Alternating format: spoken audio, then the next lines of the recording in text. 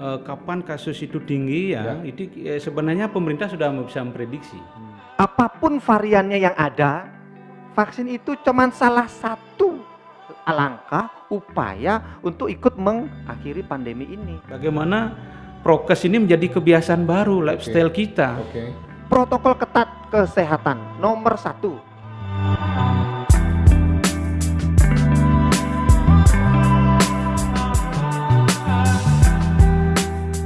Halo, selamat sore sahabat Cakrawala Podcast. Om Swastiastu. Ketemu lagi dengan saya Swadi Putra, host Cakrawala Podcast.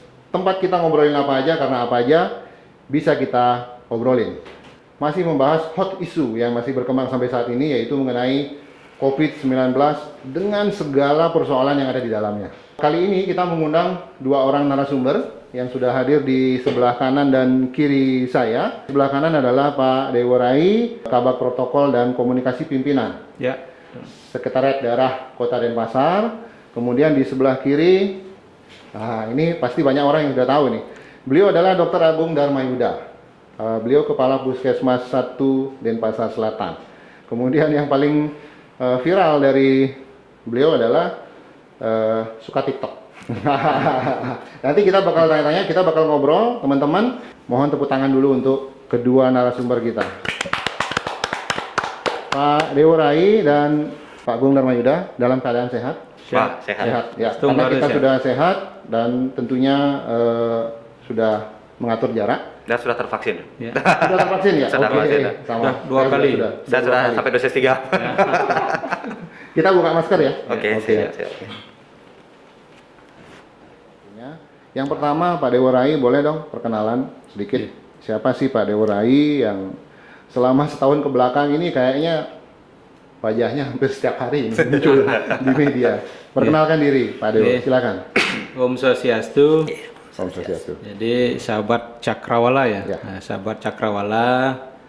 Jadi suksemo niki. Ya. Pak Swadi ya sudah mengundang kami di podcast Cakrawala. Jadi tagline-nya nih mantap sekali ini. Jadi kita ini tempat ngobrolin apa saja. Jadi karena apa saja bisa diobrolin. Ini mantap tagline-nya. Jadi kami sangat sangat bangga. Ya. Sangat surprise juga Ya. diundang sama Pak Swadi. Jadi saya sendiri perkenalkan ya, mungkin tadi Pak Swadi juga sudah memperkenalkan. Jadi nama saya Dewo Gede Rai ya. Jadi lebih sering dipanggil Dewo Rai. Dewo Rai. Oke. Jadi memang sehari-hari di tiang tugas di pemerintah Kota Denpasar. Jadi ring bagian protokol dan komunikasi pimpinan. Oke. Ini nomenklatur baru ya. Awalnya itu bagian humas dan protokol. Jadi oleh ada PP terbaru. Ya. Jadi sejak Juni menjadi bagian protokol dan komunikasi pimpinan. Nah, di samping sehari-hari yang jadi kepala bagian Ya. oleh pimpinan, jadi oleh Bapak Wali Kota semenjak pandemi COVID-19 ini sejak setahun yang lalu ya, setahun lebih ya. Dari Kami, 2019 kalau nggak salah. Ya, 2019 tapi 2020 baru yang Baik. dulu ya. Itu ditugaskan menjadi Kabid Komunikasi Publik di Satgas Penanganan COVID-19 Kota Denpasar, yang mungkin kalau di teman-teman media kami sering dipanggil sebagai juru bicara. Jubir. Juru bicara Satgas Penanganan COVID-19 Kota Denpasar. Baik. Ya. Oke, terima kasih, cukup. Pantesan tiap hari kelihatan jubir. Oke, next Pak Dr. Agung Darmayuda. Atau di Instagram ini terkenalnya dengan nama Turah Dokter. Iya. Mungkin lebih friendly ya, saya panggil Turah Dokter. Silakan Dok, perkenalkan diri. Om Swastiastu. Terima kasih banyak nih Pak Swadi, luar biasa. Kesempatan yang langka nih saya diundang di Cakrawala nih. Jadi seperti bilang sama Pak Dewo Rai tadi, kita bisa bicara apa saja di sini gitu ya. Jadi kalau kita berbicara masalah public relation, ini sesuatu yang sangat luar biasa nih. Inilah jenis komunikasi yang harus kita kembangkan saat ini. Terima kasih banyak Niki. Jadi Titiang selaku profesi Niki, dokter, kebetulan Tiang kepala puskesmas di Puskesmas 1 Denpasar Selatan, di pemerintahan juga di Kota Denpasar. Jadi keseharian selain Titiang di puskesmas, Tiang juga praktek mandiri sebagai seorang dokter.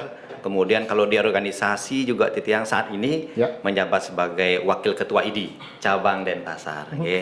Jadi lumayan juga banyak kegiatan yang ujung-ujungnya juga kita berbuat banyak untuk kontribusi di pandemi COVID ini gitu ya. Oke. Ya, jadi Asungkare sampai saat ini kegiatan itu sudah bisa berjalan lancar. Ya. Dan terima kasih banyak Niki, sukses selalu sudah diundang. Mudah-mudahan apa yang bisa Tiang sampaikan sebentar juga Ya. bisa memberikan suasana baru lah. Oke. Udah sahabat semua di sahabat Cakrawala. Terima kasih. Siap. Terima kasih. Tepuk tangan untuk kedua narasumber kita. Baik, sahabat Cakrawala. Sebentar lagi kita akan masuk di sesi berikutnya. Kita break dulu. Tetap di Cakrawala Podcast, tempat kita ngobrolin apa aja, karena apa aja bisa kita obrolin. Stay tune.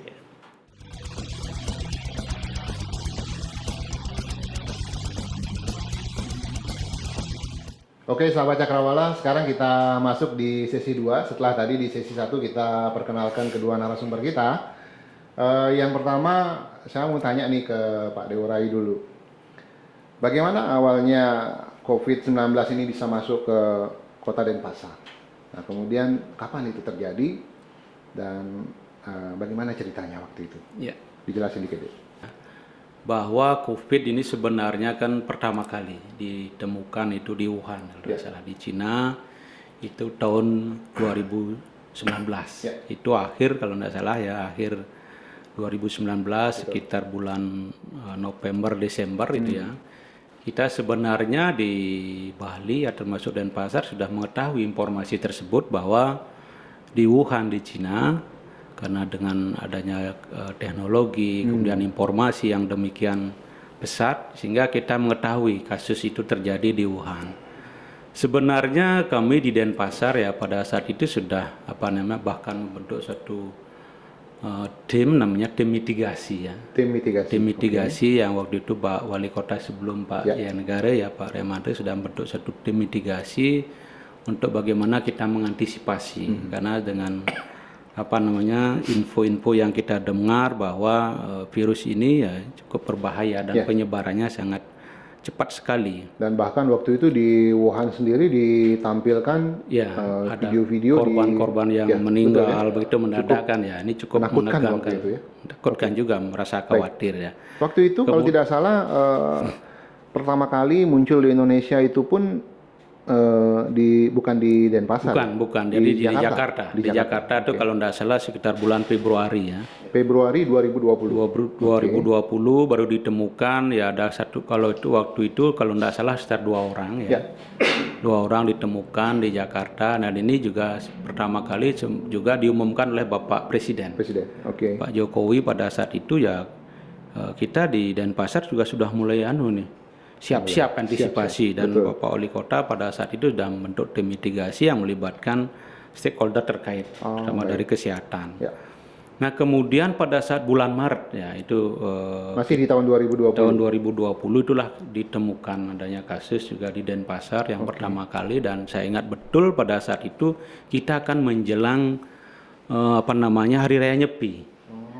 Hari Raya Nyepi pada saat itu kan ini kita identik dengan pengarakan ogoh-ogoh. Betul. Jadi pada saat itu kita bagaimana kasus sudah mulai ditemukan, kemudian bulan Maret itu akan ada pawai ogoh-ogoh yang justru akan melibatkan massa dalam cukup banyak dan seluruh wilayah ini akan terjadi di seluruh desa yang ada di Denpasar ini pasti ada kegiatan karena sudah menjadi tradisi kita Betul. di umat Hindu untuk menggelar tradisi pawai ogoh-ogoh Ya. pada saat malam pengerupukan itu. Nah pada saat itu kita waktu itu dengan dukungan berbagai pihak ya dari Jero Bendese, kemudian Majelis Desa Adat. Berarti adat sudah dilibatkan ya? Mulai saat itu? Sudah dilibatkan. Kita akhirnya berhasil waktu itu menunda ataupun menyediakan ya pawai ogoh-ogoh itu sehingga tidak bisa dilaksanakan pada saat itu dalam upaya untuk mencegah terjadinya penularan karena sudah ditemukan pada saat bulan Maret itu. Saya masih ingat Pak Dewo waktu itu setelah diumumkan oleh pemerintah untuk meniadakan kegiatan ogoh-ogoh, ternyata kita kecolongan juga ya. Waktu itu ada salah satu daerah di Denpasar Barat kalau tidak salah, itu tetap melakukan pawai ogoh-ogoh. tetap ada beberapa yang mungkin karena masih belum tahu atau bagaimana ya, padahal kita sudah umumkan, sudah sampaikan melalui perangkat kita di desa, kelurahan, termasuk juga juru bendesa sudah menginformasikan, mensosialisasikan hasil paruman, karena pada waktu pimpinan juga mengundang seluruh bendesa, majelis desa adat untuk bagaimana kita bersama-sama, dan mengundang juga perwakilan-perwakilan dari keturunan ini. Karena ini sangat antusias sekali, biasanya euforianya sangat tinggi sekali. Jadi kita dengan ada kesepakatan, kebesaran hati, jadi disepakatilah untuk ditiadakan pawai gogoh ataupun pengerupuk pawai gogoh itu untuk ditunda dalam upaya untuk menekan penyebaran ini. Tapi memang seperti tadi Pak Swadi bilang, ada ya 1-2 yang menggelar juga. Benar, benar sekali. Tapi cepat kita antisipasi dengan pendekatan yang persuasif, jadi masyarakat bisa memahami. Ya, baik. Terima kasih. Memang untuk memulai sesuatu yang baru memang agak berat ya kita, apalagi yang berkaitan dengan tradisi yang sudah rutin kita laksanakan, kemudian harus ditiadakan. Sekarang kita ke Pak Dokter. Itulah dokter. Ini kembali lagi, selalu ada pengalaman pertama untuk sesuatu yang baru. Apa yang ada di pikiran dokter saat itu waktu mendengar virus corona sudah masuk di kota Denpasar? Ceritain dong. Iya baik. Jadi sewaktu itu kita sudah sama seperti yang sampaikan Pak Dewa tadi, kita sudah dengar berita di Wuhan pertama, kemudian kasus yang pertama di Indonesia itu yang di Jakarta daerah Bekasi. Betul. Orang Jepang, orang Indonesia yang belajar senam waktu itu yang nggak salah ya. Akhirnya dia ketahuan positifnya setelah dia sampai di Malaysia waktu itu. Nah oke. Jadi semenjak itulah kita mau langsung berpikir sekarang apa yang harus dilakukan sekarang ini di internal kita di Puskesmas. Di mana kita saat itu masih melaksanakan dengan sistem pelayanan umum. Sekarang kita harus berubah untuk menyiapkan, mengantisipasi ini ya gitu ya. Kita berdiskusi dengan teman-teman, kemudian dinas juga langsung cepat tanggap itu, melakukan respon, mengumpulkan kita harus melakukan penyeragaman penyiapan layanan kesehatan saat itu. Yang pertama yang kami lakukan saat itu di Puskesmas adalah saya harus menyiapkan tim ini. Menyiapkan tim untuk penanggulangan COVID ini. Berarti sama dengan yang dilakukan oleh Pak Dewa Rai ya, atas kita perintah wali kota. Walaupun saat itu kita masih istilahnya meraba-raba. Apa yang harus kita siapkan secara keseluruhan, setidaknya itu bisa menjadi sebuah langkah awal untuk kita dari tim kecil ini bisa menyikapi perubahan yang harus dilaksanakan di Puskesmas. Kemudian saya harus melakukan perubahan alur layanan. Nah itu yang pertama. Karena kita belum tahu nih siapa yang positif, bagaimana lab testingnya saat itu di awal. Otomatis kita harus pilah dulu. Kita harus pilah dulu dengan kita sarana belum punya lengkap gitu ya. Otomatis ini harus dirubah gitu ya. Akhirnya saya merubah alur pelayanan yang tadinya semua masuk ke dalam gedung. Akhirnya kita harus pilah sekarang. Kita harus screening dari depan. Kita screening dulu siapa yang ada berkeluhan, demam atau mengarah ke infeksi, kita pilah, nggak boleh masuk ke dalam gedung. Kita berarti siapkan. Waktu itu dok, yang hanya dipakai dasar oleh teman-teman nakes, dokter sendiri juga adalah ciri-ciri awal saja. Iya. Jadi saat itu kita hanya berpikir asal mereka mengalami demam saat itu, ya kita langsung itu nggak boleh masuk di dalam gedung pelayanan. Jadi kita siapkan ruangan tersendiri, kita siapkan alur tersendiri, jalur sendiri. Ya, waktu itu kita mencoba ruangan mana yang kita pakai supaya tidak terjadi kontak. Kemudian teman-teman ini siapa yang akan men-screening di depan? Wah itu banyak sekali yang harus kita mulai rubah. Belum lagi, dok kita belum punya ini, belum punya itu, seperti itu ya. Nah, jadi itulah kita tetap koordinasi ke dinas kesehatan. Yang setidaknya adalah kita mulai mengantisipasi dulu. Memilah dan memilih supaya tidak terjadi kebablasan gitu ya. Wah ternyata pasien yang tadi itu yang kemarin beda begitu. Mulai putuskan per hari ini kita sudah mulai lakukan pen-screeningan.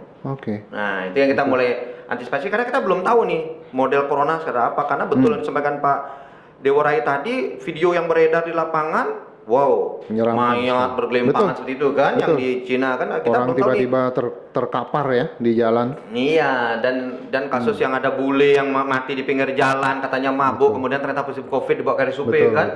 Itu kasus yang pertama kalau tidak salah itu, kemudian dikejar indeksnya 0102-nya sampai supir taksi dan jadi itu kan tracking yang pertama. Kita juga masih mengintai itu situasi itu. Siapa dan orang pertama ini seperti itu kan. Nah, makanya kita mumpung belum kita tahu itu. Kita langsung dari awal sudah langsung screening kan. Waktu itu sudah ada istilah APD ya di teman-teman di puskesmas? Sudah ada istilah APD itu memang sudah dari model lama ya. Cuman sekarang dengan segala keterbatasan ini, apa yang kita bisa lakukan? Ya minimal masker itu sudah ada. Kita sebenarnya untuk di pelayanan di puskesmas kita sudah ada screening infeksi. Setiap orang yang batuk kita akan berikan masker gratis. Itu sebelum pandemi itu sudah ada. Jadi di loket itu sudah protapnya seperti itu. Ya, di depan di loket sudah disiapkan masker gratis bagi mereka yang ada perkeluhan batuk ini. Kemudian mereka yang bergejala batuk dan lain ada kita ruang tunggunya di dekat parkir di luar. Dipisahkan. Ruangan tunggu kami tidak boleh pakai AC karena untuk mencegah dari airborne disease. Itu sudah dari sebelum pandemi. Nah, cuman begitu mulai ada pandemi ini tempat berobatnya mereka kita pisahkan. Infeksi di sini, yang non infeksi di gedung yang tersendiri. Nah, dan sekarang ruangannya pun kita pilah. Jadi kita siapkan ruangan untuk pemeriksaan mereka yang bergejala. Itulah ruangan yang jalur pintunya aksesnya dari luar. Tidak pakai AC, pintunya terbuka, sinar matahari penuh.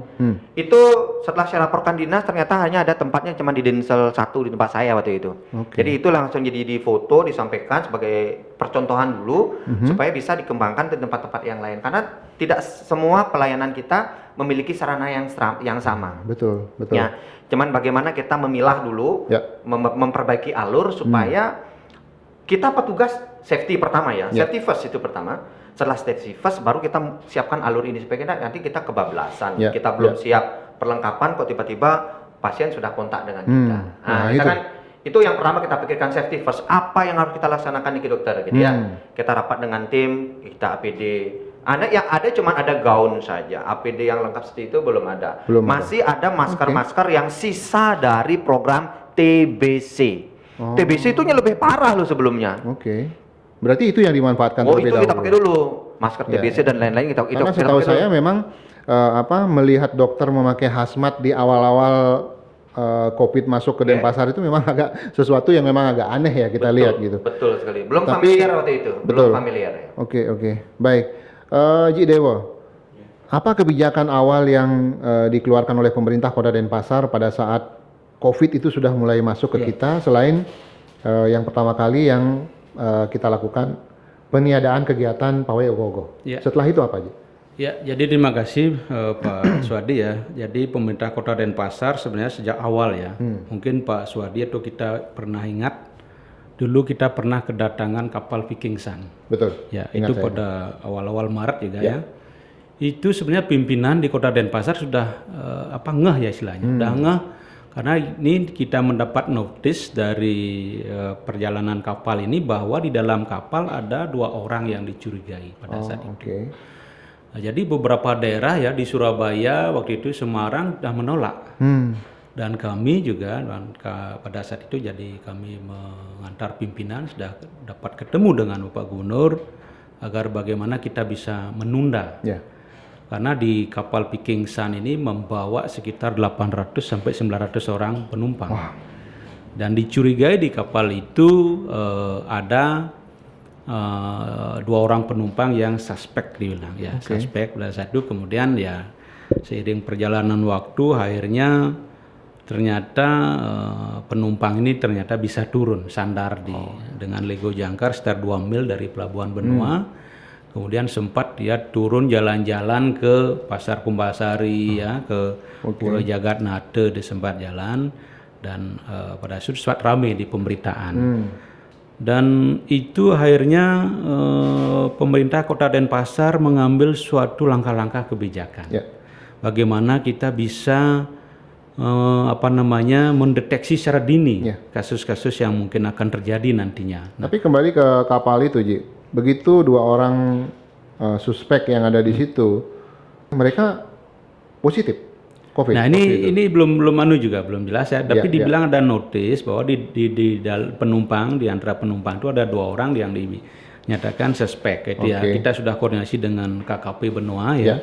agar sebelum dia turun agar di screening dulu seperti Pak Dokter bilang, harus di screening, dicek suhu tubuhnya, kemudian pada waktu itu kan memang masih tesnya kan harus ke Balitbangkes ke pusat ke Jakarta karena di sini kita di Bali ya Denpasar belum punya labnya untuk mengetes sampel ya swab itu kita tidak ada, kita harus bawa ke sana. Ini tentu memerlukan waktu yang sangat panjang, lama. Situasi yang akhirnya yang sangat sulit ya bagi kita. Apalagi Ji Dewa bilang tadi yang sehat itu akhirnya diperbolehkan turun, kemudian mereka sempat berjalan-jalan di Kota Denpasar. Ya. Kita juga tidak tahu waktu itu ya. Iya, tidak tahu. Akhirnya ya sudah terjadi kejadian ya. Hanya beberapa tamu sempat keliling Kota Denpasar ke Pasar Kumbasari, ke Pura Jagatnate dia, dan beberapa menyebar ke tempat objek wisata lainnya. Dan kemudian oleh pemerintah Kota Denpasar pada saat itu membentuk satu langkah-langkah bagaimana kita bisa mengantisipasi lebih cepat. Kemudian seperti saya bilang tadi, membentuk tim mitigasi, kemudian mendeteksi, kita libatkan seluruh stakeholder, masuk puskesmas ya, untuk bagaimana ikut mendata, mengawasi ini ketika masyarakat ada yang suspek dibilang, kita cepat mengambil tindakan untuk isolasi pada saat itu. Berarti waktu itu sudah ada istilah isolasi ya? Belum pada itu, belum terlalu familiar seperti sekarang isolasi atau isoter. Jadi bagaimana kita bisa memisahkan dulu, sama dengan yang dilakukan di puskesmas ya. Kemudian pada saat itulah dikeluarkan satu kebijakan yang disebut PKM. Pembatasan kalau tidak salah itu sekitar bulan Mei Juni 2020 yang disebut dengan pembatasan kegiatan masyarakat. Memang pada saat itu ya tentu berbagai macam pro kontra di masyarakat ya. Ini ada yang menolak, kemudian bagaimana kita men-screening di pintu-pintu masuk Kota Denpasar karena ingin melindungi warga kita, ingin melindungi masyarakat kita. Tanggung jawab pemerintah. Tentu bagaimana kita harus pastikan orang yang datang ke Kota Denpasar betul-betul sehat gitulah. Jadi betul kita pintu jaga di pintu-pintu perbatasan ini. Tetapi ya tentu di satu sisi menimbulkan penumpukan arus karena kita akan ngecek. Sempat viral ya. Sempat viral. Kemudian ini mau bikin sembuh atau bikin malah tambah sakit. Ya, begitulah kondisi di lapangan pada saat itu. Kemudian kita evaluasi lagi evaluasi dilematis karena memang kalau teorinya kan begitu ya, teorinya bagaimana kita pisahkan antara yang sakit dengan yang sehat sehingga tidak membaur. Inilah upaya-upaya kita melakukan pencegatan di pintu masuk sehingga tidak akan cepat menular karena di daerah lain juga apalagi yang dari luar Bali di Jawa itu sudah kasusnya sudah muncul banyak sehingga arus transportasi, arus mobilisasi orang masyarakat yang datang ke Denpasar ini sangat tinggi. Jadi dikeluarkan suatu kebijakan PKM yang saat itu dan akhirnya ya sekarang diadopsi menjadi PPKM seperti yang kita lihat saat ini. Baik Ji. Akhirnya COVID-19 meledak di dunia kan. Kemudian di Indonesia, di Bali khususnya Denpasar juga sangat terdampak. Nah, di satu sisi pemerintah diwajibkan menyiapkan segala sesuatu, langkah-langkah antisipasi dan lain sebagainya. Kepanikan pasti terjadi ya, pasti terjadi.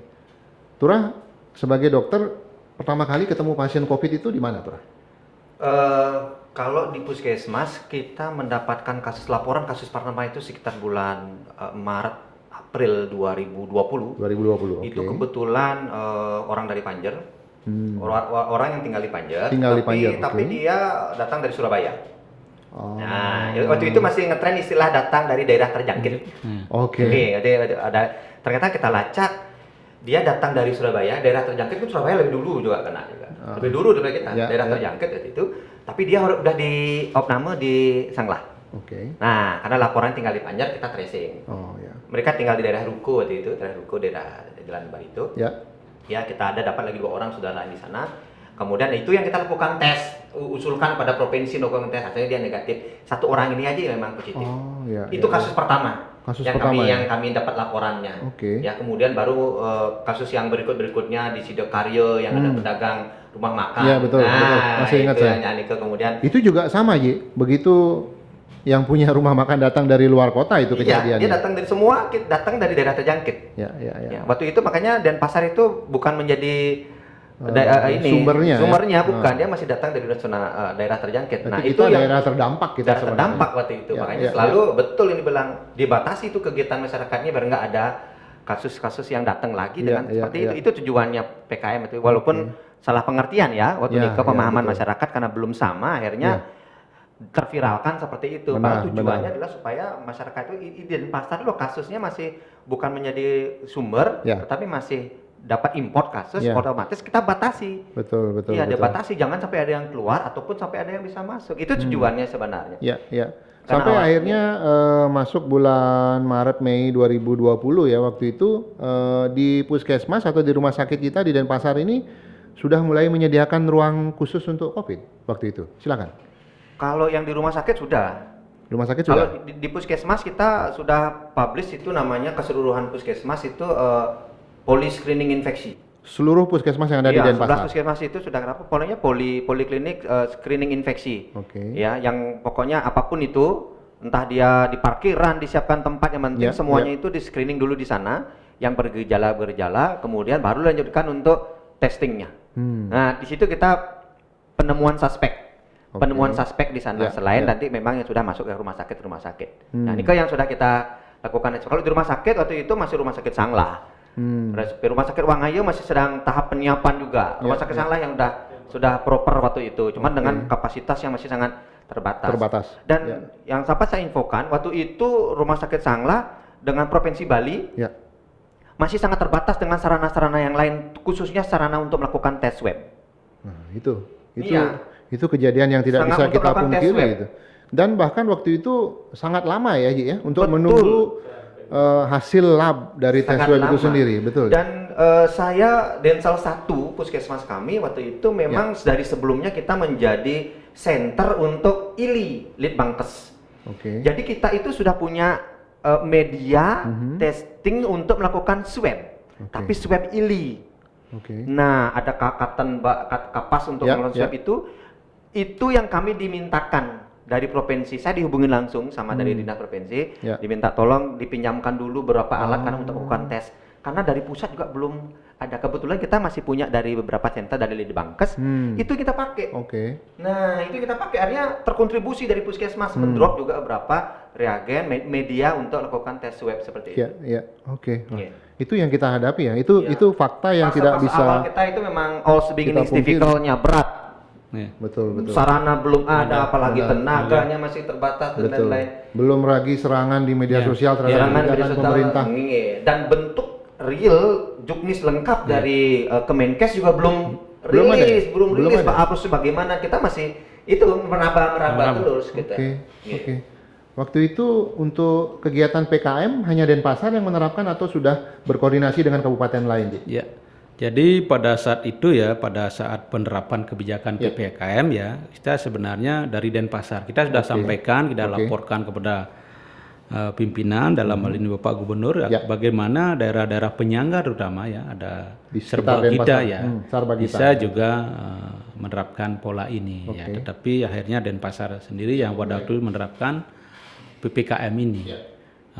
Akhirnya ya kita pada saat itu dengan segala kontroversinya tetap kita lakukan, kita tetap jalankan, kemudian kita terus modifikasi ya, bagaimana pola-pola penanganan ini seperti Pak Dokter bilang, artinya sebenarnya kita bukan melarang ya, bukan melarang orang datang ke Denpasar begitu, tapi bagaimana kita men-screening, tujuannya apa, makanya harus jelas dia tujuannya ke Denpasar apa, karena banyak menjadi perlintasan gitu, dia harus membawa surat keterangan, memang kalau dia bekerja di Denpasar ya harus surat bawa keterangan bekerja, kalau tujuannya apa ya di luar itu, sementara kita harapkan ini bisa tidak dilakukan ya dalam upaya untuk mengurangi mobilisasi, karena kan penularan COVID ini kan di sana sebenarnya, ketika ada kerumunan, ketika ada keramaian yang tidak menerapkan protokol kesehatan, di sana potensi paling tinggi terjadinya penularan virus COVID-19 ini. Tapi itulah fakta yang kita hadapi bersama-sama, dan kemudian pada saat kita semua mulai tersadar, akhirnya keluar istilah new normal ya, new adaptasi, new rule, kemudian rapid test mungkin, kemudian wajib swab test ya. Dan kami mengapresiasi gerakan pemerintah waktu itu, karena ini kejadian yang luar biasa seperti bencana ini ya. Jadi harus dilakukan tindakan yang tepat di saat yang tepat.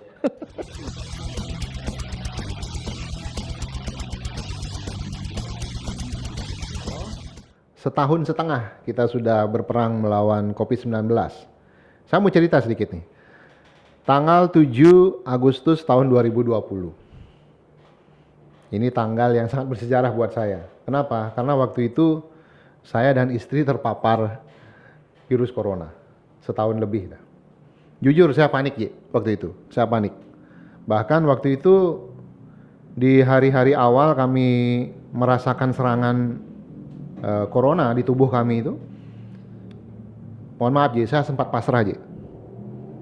Nah kemudian turah dokter yang membantu saya waktu itu, saya masih ingat. Terima kasih banyak dok. Akhirnya turah dokter dengan segala pertimbangan kami berdiskusi menyarankan saya, Pak Swadi dan istri lakukan isolasi mandiri. Itu pertama kali saya mendengar bahasa isolasi mandiri. Yang saya tanyakan ke turah dokter, apa yang harus saya lakukan dok? Tinggal di rumah yang terpisah dengan keluarga yang lain, tempat makan jangan dicampur, alat mandi jangan dicampur, Pak Swadi dan istri jangan keluar, diam saja di dalam kamar.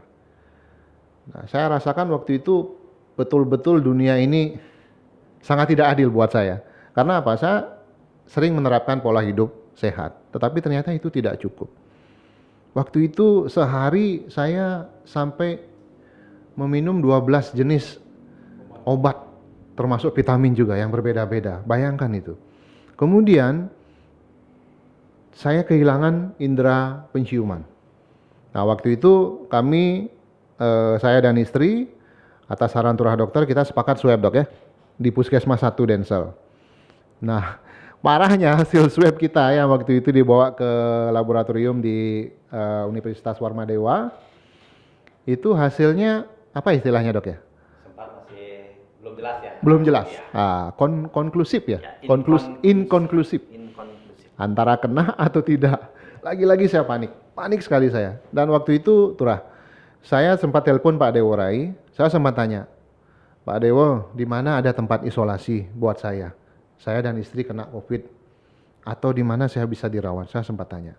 Nah kemudian Pak Dewo Rai juga menyarankan semasih bisa isolasi mandiri waktu itu. Saya masih ingat itu. Lakukan isolasi mandiri. Jadi bapak-bapak berdua ini sudah membantu saya waktu itu. Terima kasih banyak. Akhirnya 7 September, 1 bulan setelah terpapar itu saya dan istri baru benar-benar dinyatakan negatif. Gila. Dan apa yang terjadi Turah setelah itu? Ini perlu juga saya share.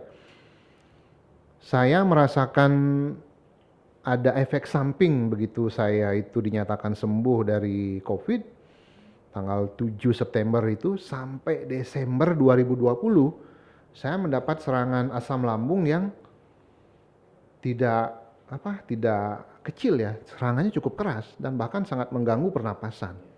Dan itu terbukti dari beberapa rapid test yang saya lakukan antara September sampai Desember itu masih terbaca reaktif. Bayangin itu. Itu yang saya hadapi. Luar biasa itu pengalaman saya itu. Nah sekarang Turah, boleh diceritain bagaimana saya yang di rumah ini yang sudah men-screening diri, kemudian teman-teman dokter yang berhadapan langsung dengan pasien COVID-19. Bagaimana dokter menjaga diri agar bisa tetap sehat melayani masyarakat?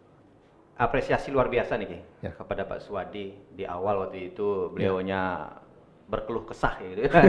Berkeluh kesah dengan ada panik, nelpon dan seperti ini. Saya sangat akui itu. Kepanikan itu menjadi sebuah cikal bakal utama kita saat Betul ini sekali. sampai mendrop daya tahan tubuh kita. Betul. Tanpa disadari saya waktu itu pernah kan saya praktek mandiri. Saya sudah menggunakan bulan Mei kalau tidak salah, yang bulan Mei sudah mulai praktek mandiri menggunakan gaun. Lengkap seperti itu ya. Ya, hands lengkap. Nah, waktu itu saya sudah mulai curiga-curiga pasien-pasien yang datang ke ruang praktek. Ada yang demam, ada yang batuk, pilek, seperti itu saya udah mulai curiga. Selalu kita terapkan protokol SOP-nya apa gitu. Ya. Nah, tanpa disadari ternyata 3 hari kemudian saya ada telepon dari RSUP. Saya ada telepon dari RSUP. Pak dokter, atas nama pasien ini itu pernah tercatat berobat ke prakteknya Pak dokter. Saya kata, oh iya betul, saya cek betul atas nama ini betul, waktu itu dia berkeluhan. Saya udah tahu, saya langsung jawab positif ya. Iya dok, positif. Oke, berarti saya itu teranggap sebagai kontak erat waktu itu. Ya. Teranggap sebagai kontak erat.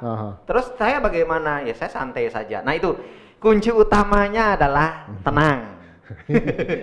Ya. Beliau yang berhadapan langsung bisa Ya. tenang.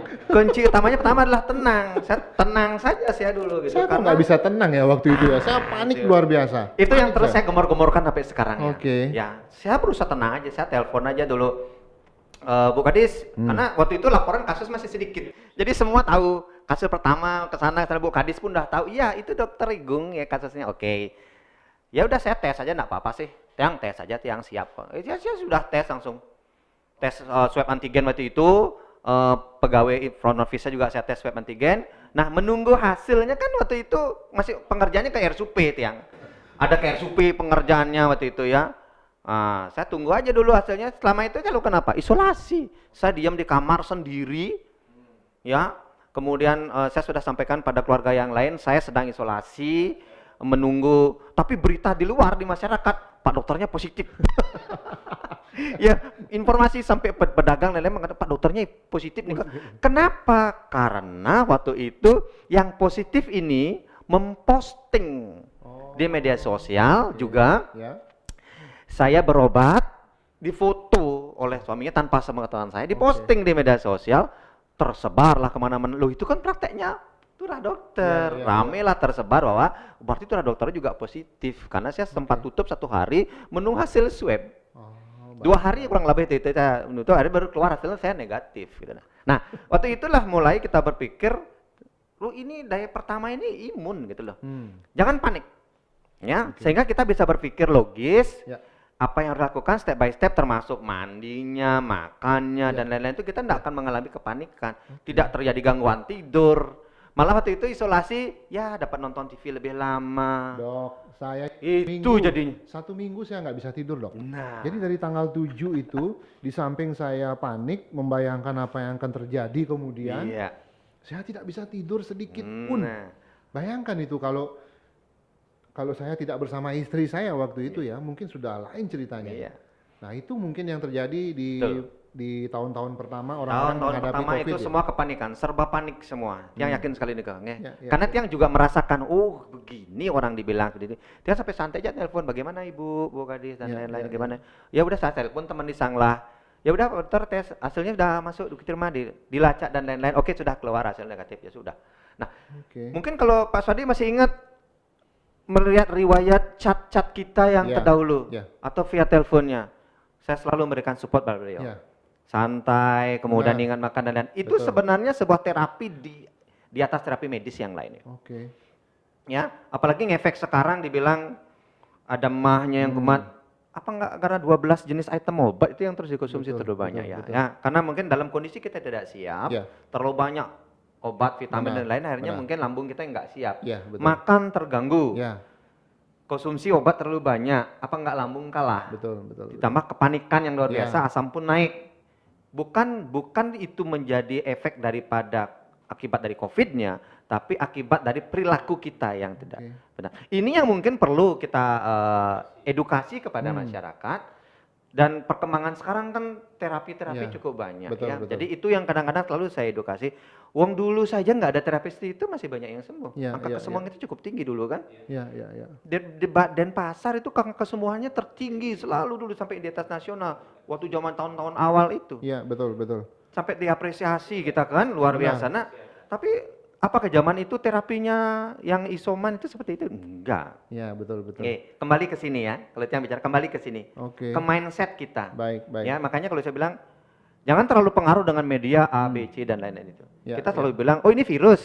di mana-mana memang virus itu self-limited disease, dia akan sembuh sendiri. Oke. Semasih daya tahan tubuh kita bagus. Nah, kata kuncinya daya tahan tubuh. Daya tahan Gimana tubuh. caranya menaikkan daya tahan tubuh? Nah itu, mungkin berikutnya lah kita bicarakan itu lah tentang terapinya. Tapi yang jelas, kepanikan ini yang sangat-sangat berpengaruh Benar. kepada kita. Betul sekali. Ya, itu sebuah pengalaman itu. Itu yang saya rasakan. Sekali lagi terima kasih Dok sudah memaintain saya dan istri sehingga kami bisa melewati masa kritis itu.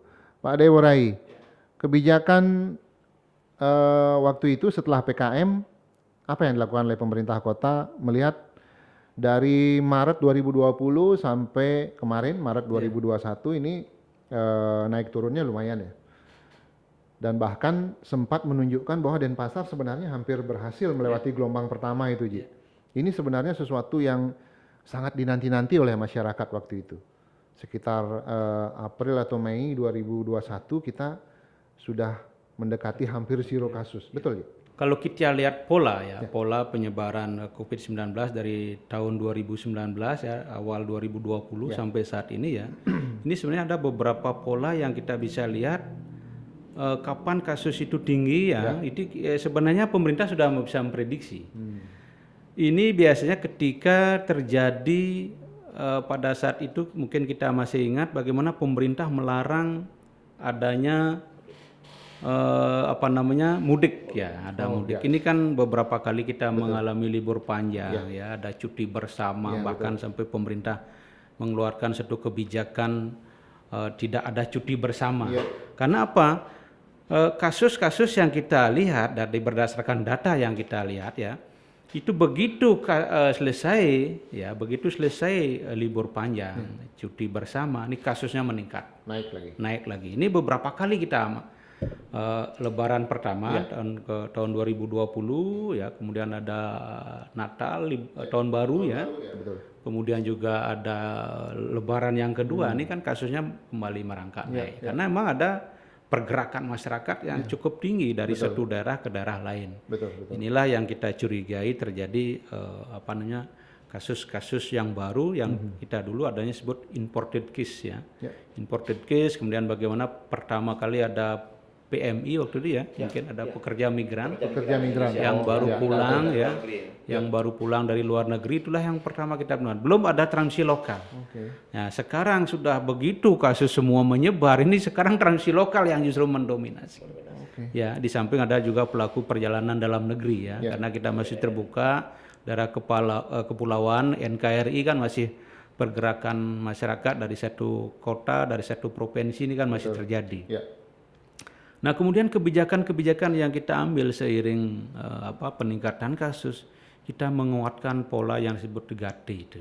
Ya, mungkin Pak Dokter nanti bisa menambahkan. Pola 3T itu yang pertama tracing, testing, treatment. Ini sebenarnya kita sejak awal sudah sebelum digencarkan isoter, kita sudah menyiapkan beberapa tempat ya. Sebagai tempat isolasi yang kita mengsewa baik dari APBD kota maupun dibantu oleh provinsi. Kita menyiapkan, termasuk dulu juga dari BNPB pusat menyiapkan tempat isolasi ya. Kemudian begitu kasus menurun ini kita pernah catat ya pada saat bulan April kalau tidak salah ya, April Mei itu 2021 itu bahkan kita pernah mendapat penghargaan dari Kementerian Kesehatan bahwa kasus kita dah hampir tinggal lagi 2 atau 1% masih. Kita terus berhasil menekan dengan upaya-upaya yang kita lakukan bersama Satgas karena kita bentuk Satgas dari Satgas tingkat kota, kecamatan, kemudian ada Satgas desa, kelurahan, kemudian ada Satgas gotong royong. Kita libatkan pecalang, perangkat-perangkat potensi-potensi yang kita miliki di desa adat untuk ikut membantu bersama-sama dalam upaya pencegahan. Jadi bagaimana kita di hulu sebenarnya di hulu kita harus bersama-sama. Disinilah peran masyarakat sebenarnya. Jangan sampai di hilir yang kewalahan di puskesmas, paskes yang lain, rumah sakit ya, itu yang akan kewalahan karena kita sempat mengalami semua itu. Bagaimana rumah sakit sampai overload ya, kepenuhan sampai buat rumah sakit UGD darurat ya. Kita di Wangayo buat UGD darurat karena apa? Tidak ada kamar lagi. Pasien datang mengalir tiap hari, kemudian oksigen ini sempat menjadi kekhawatiran kita. Jadi pimpinan kami Bapak Wali Kota tiap hari terus standby. Itu memantau bagaimana oksigen jangan sampai habis. Kemarin itu ada kebijakan PPKM mikro, ya? Ya. Itu kalau menurut saya lumayan efektif loh. Istilahnya dia terpusat lah. Ya memang Kenapa itu tidak sempat dilanjutkan dikembangkan. kebijakan Ya itu kan kita ikuti kebijakan arahan dari pemerintah pusat. Jadi kebijakan di pemerintah pusat menerapkan PPKM mikro yang berbasis desa dan kelurahan. Karena kita ketahui jadi tidak karena antara gas dan rem kan harus seimbang seperti arahan dari Bapak Presiden. Antara kesehatan dan ekonomi harus bisa berjalan bersama. Karena itu sama-sama penting. Mana yang kesehatan jadi begitu kasus menurun ya ekonominya bisa bergerak. Jadi begitu kasus naik ya ini ekonominya kita rem. Sehingga tidak akan semakin membludak kasusnya, melonjak kasusnya sehingga bisa mengakibatkan kolaps. Ini kasihan nanti tidak mendapat perawatan rumah sakit, tentu ini berakibat pada jatuhnya korban. Itu yang tidak diharapkan, yang tidak kita harapkan sehingga pola-pola yang kita lakukan bagaimana mengajak masyarakat sebenarnya di hulu dengan menerapkan protokol kesehatan. Itu sebenarnya yang kata kunci sebenarnya dia di protokol kesehatan dalam penanggulangan pandemi COVID-19 ini. Baik. Turah dokter. Semakin lama semakin berkembang juga ya pola-pola penanganan terhadap pasien COVID-19. Yang dulunya di awal waktu saya cerita tadi itu mungkin belum ada istilah pengecekan saturasi oksigen waktu itu ya. Nah, bagaimana perkembangannya itu, Dok? Pemerintah itu sudah mengeluarkan kebijakan, ada revisi terus ini penanganan untuk COVID ini. Dia sifatnya terpusat ya, Dok? Dari pusat sampai ke provinsi, ke daerah itu harus sama polanya? Iya, sama polanya, sama. Jadi juknisnya satu gitu ya. Jadi kita berdasarkan itu, istilah aja berubah-berubah kan. Yang tadinya PDP, pasien dalam pengawasan, ada confirm dan lain sebagainya, berubah terus ya. Sekarang PDP hilang ya. Muncul OTG. Iya, betul. Nah, sekarang kan itu pun berubah istilah-istilahnya terkait akhirnya mengacu kepada pendataan yang tadi tercatat sebagai PDP, kemudian hilang lagi data itu kan. Nah, kemudian kalau kita berbicara kayak tadi penanganannya juga semakin hari, semakin waktu itu semakin berkembang sesuai dengan ilmiahnya, termasuk saturasi oksigen itu menjadi sebuah hal yang wajib harus kita tes dulu sebelum merujuk pun harus rumah sakit itu saat kasus dulu masih sedikit. Sampai kasus yang gejala ringan pun terawat di rumah sakit. Nah kemudian begitu kasus semakin banyak ada skala prioritas. Akhirnya pengecekan saturasi oksigen itu di awal tuh wajib. Sebelum ini kasusnya bisa dirujuk apa tidak ke rumah sakit. Kalau jikalau saturasi oksigen itu tidak memenuhi standar baru boleh. Nah ini menjadi sebuah kewajiban. Suatu kewajiban, makanya waktu Pak Swadi waktu itu keluhannya masih sangat ringan. Akhirnya bisa kita upayakan supaya tetap isolasi mandiri di rumah dengan segala ketentuan yang cukup ketat gitu ya. Nah kemudian dalam penanganan pun sampai saat ini kita udah mau hampir 2 tahun nih ya. Pengembangan cukup banyak nih cepat sekali sampai penuh di mana-mana, oksigenasi bermasalah, rumah sakit Uang Ayu sampai menyiapkan UGD darurat. Tempat parkir itu dijadikan UGD darurat. Khusus untuk kasus-kasus yang non COVID sebenarnya karena itu kehabisan tempat. Jadi dialihkan ke sana gitu ya. Nah ini yang termasuk dalam pola terapi. Pola terapi semua berkembang nih.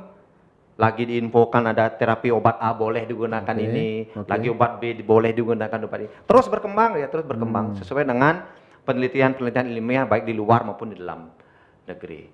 Jadi itu sangat masih dinamis sampai saat ini. Tetapi tetap adalah belum ada pengobatan, belum ada obat khusus untuk yang namanya COVID-19. Ya kan? Ini statement yang nanti dipertegas loh statement ini. Belum ada obat. Belum ada obat yang kita menyatakan bahwa ini obat untuk COVID belum. Itu belum ada, Dok. Belum ada sampai orang bicara ini vaksin loh obat. Salah. Tapi dokter berkeyakinan nggak kira-kira nanti ada nggak obatnya untuk langsung menangani ini loh obat COVID-19? Ya, kita harus yakin bahwa itu akan ada. Baik. Kita yakin itu akan ada, cuman kita belum bisa prediksi apakah mungkin tahun ini, apakah tahun depan dan lain-lain. Karena ini kita pahami bahwa ini virus. Dengue saja, DBD saja sampai saat ini belum ada virus, belum ada obatnya. Ya, baik. HIV juga kan, betul kan? Nah, Tapi kita yakin itu akan ada. Baik, terima kasih. Sebuah langkah optimis yang harus dibangun ya. Betul. Kemudian sekarang kita bicara setelah gelombang pertama, ini gelombang kedua. vaksinasi PS gelombang kedua. Ya. Nah, karena di saat ini pemerintah sudah mulai terus menggalakkan kegiatan dan program vaksinasi. Di satu sisi kita diserang gelombang kedua. Makanya saya tadi tanya ke Pak Dewo, kita sudah sempat hampir mendekati finish kemarin. Tetapi masuk bulan Juli kalau tidak salah, lagi-lagi kita diserang oleh gelombang kedua, betul. Nah, kemudian ditambah lagi dengan banyaknya varian baru. Ini yang bikin blunder lagi. Apa namanya? Delta yang menyeramkan. Kemudian ada lagi yang tergila sitokin, badai sitokin. Bisa dijelasin, Dok? Apa itu, Dok? Oke. Saya sampai sempat membuat sebuah postingan ya yang mengatakan bahwa ini sebenarnya edukasi juga kepada masyarakat bahwa apapun variannya yang ada, Pak Dewa Rai sudah menyampaikan prokes wajib nomor 1. Ya, apapun variannya, karena varian itu kan memang turunan dari dia, sehingga tipe varian B117 kemudian turun lagi menjadi akhirnya sekarang muncul menjadi delta. Ya setelah delta apalagi lah semua itu muncul ya. Jadi ini sebenarnya perang juga kepada pikiran kita. Jangan kita terpengaruh dulu, mohon maaf saya orang kesehatan, tapi jangan terpengaruh dulu dengan berbagai, ini varian ini muncul, sekarang udah ada lagi di media kan, akan muncul varian lagi yang baru, tapi belum dirilis, kayak menunggu sepertinya nih. Sampai yang punya pabriknya, salah satu vaksin yang terkenal, salah satu CEO-nya mengatakan, nanti akan muncul lagi, berarti kayaknya dia udah memprediksi nih, dia udah prediksi akan muncul varian ini, jadi saya udah menyiapkan sesuatu dari sekarang. Oke. Oleh karena itu kita harus smart, membijaki, menyikapi setiap media yang ada. Ya, mumpung ini belum ada obatnya sama sekali, karena ini self-limited disease, sembuh sendiri sebenarnya jikalau kita tidak ada penyakit penyerta yang lain atau yang memberat. Ya, atau ada hal-hal lain yang extraordinary ya di luar itu, tapi kita yakin bahwa semasi ini tidak ada obatnya, dia akan sembuh sendiri, sehingga apa yang harus kita lakukan? Protokol ketat kesehatan nomor 1. Ya, kalau kita berbicara vaksin itu cuma salah satu langkah upaya untuk ikut mengakhiri pandemi ini, tetapi bukan vaksin itu segala-galanya. Oke, baik. Tetap hulunya apa? Ya protokol kesehatan. Hulunya harus protokol kesehatan gitu loh. Jadi biar kelanjutannya niki ngikut dia. Ya, tapi bukan berarti begitu kasusnya turun, kesembuhannya bagus, euforia ini jangan dibangun dulu gitu loh. Euforia ini, kita ini negara kepulauan. Benar. Sangat memungkinkan orang itu masih termobilisasi. Ya? Iya. Betul. Oleh karena itu kita nggak bisa ngelok satu pulau ini, nggak boleh, karena kita masih negara kesatuan.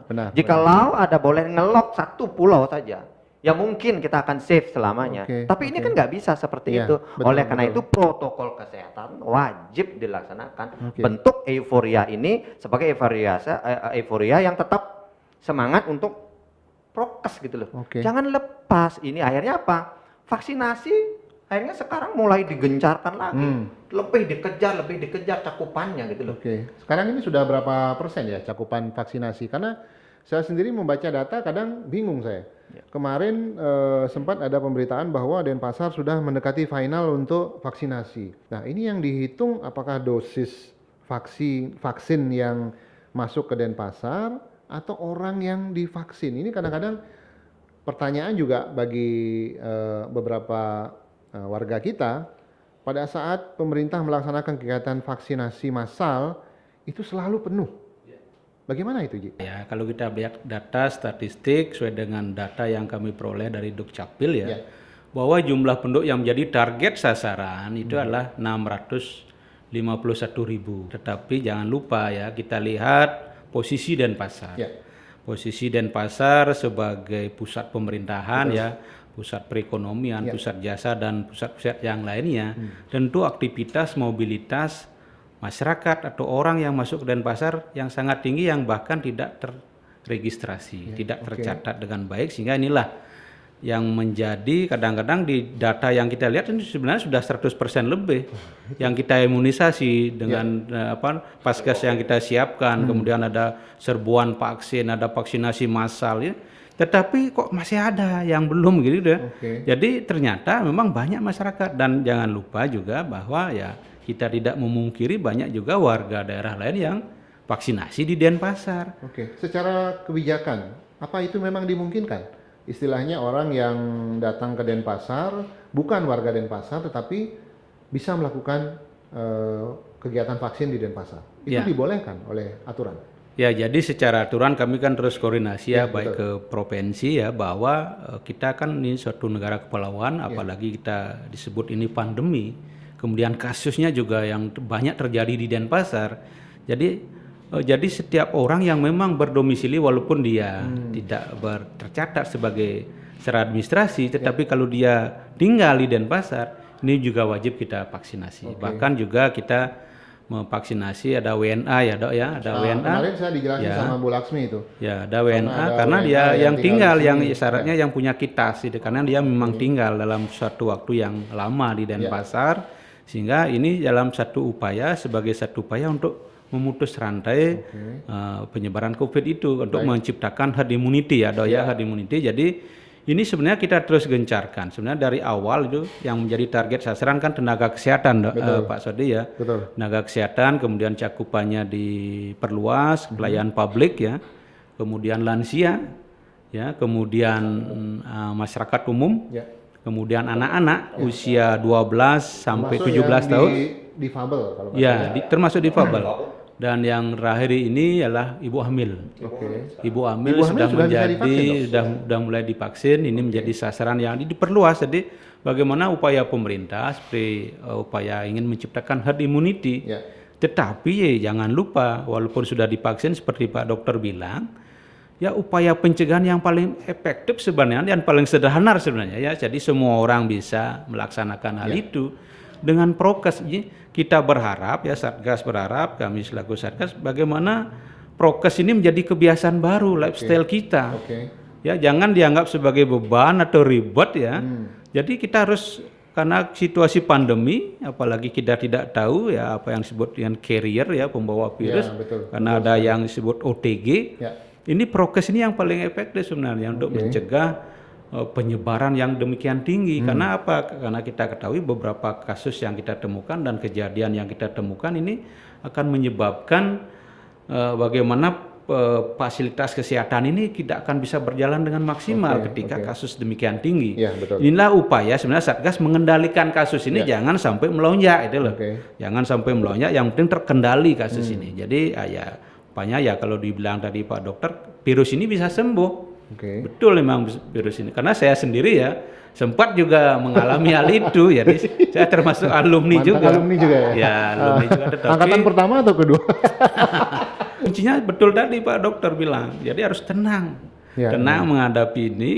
Saya pada satu sebulan screening saya mau akan ada tugas ya, tugas keluar daerah ya harus dites dulu, yang gitu ya.